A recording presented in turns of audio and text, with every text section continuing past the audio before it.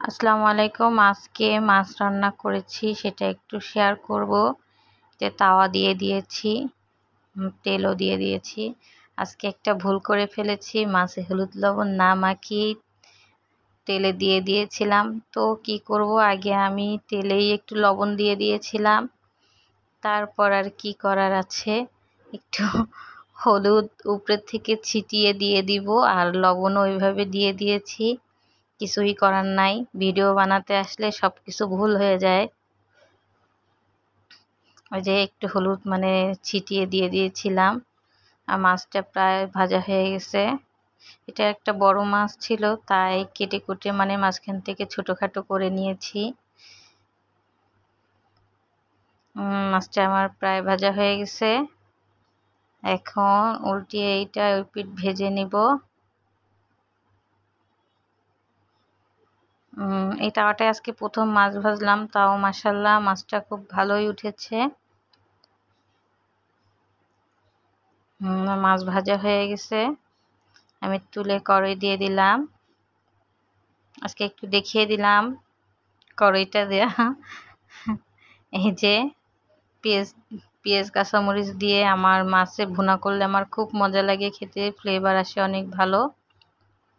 পেঁয়াজ কাঁচামরিচটা একটু ভাজা ভাজা হয়ে গেলে এতে মশলা দিয়ে দেব। যেহেতু একটু বড় মাছ ছিল, তাই একটু ভাবলাম হালকা গরম মশলা, আদা সব মশলা দিয়ে পেস্ট করে নিয়েছিলাম। রসুন, আদা, পেঁয়াজ, গরম মশলা, জিরা সব দিয়ে পেস্ট করে নিয়ে এই যে হলুদের গুঁড়া, মরিচের গুঁড়া, ধনিয়া গুঁড়া দিয়ে ভালো করে একটু নাড়িয়ে চাড়িয়ে দিব। একটু তেল লাগবে, হালকা তেল দিয়ে দিলাম। সরিষার তেল দিয়েছি। এই যে একটু লবণ দিয়ে দিলাম। চারপাশে অনেক শব্দ, আমার আশেপাশে এখনো বাসার কাজগুলো বন্ধ হয়নি, কবে হবে জানি না। যে মশলা প্রায় লাল, তেল উঠে আসছে। এখন পানি দিয়ে দিব।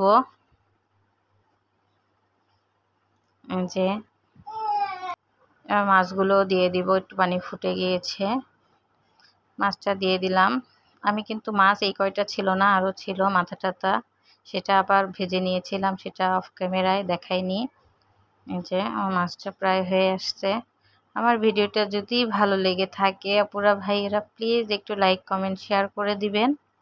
এই যে আমার মাছটা কিন্তু অসাধারণ খেতে লেগেছিল, খুবই মজা হয়েছিল খেতে।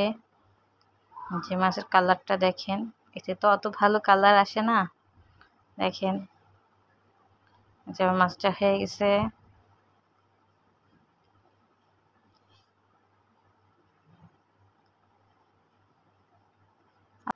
আল্লাহ হাফেজ।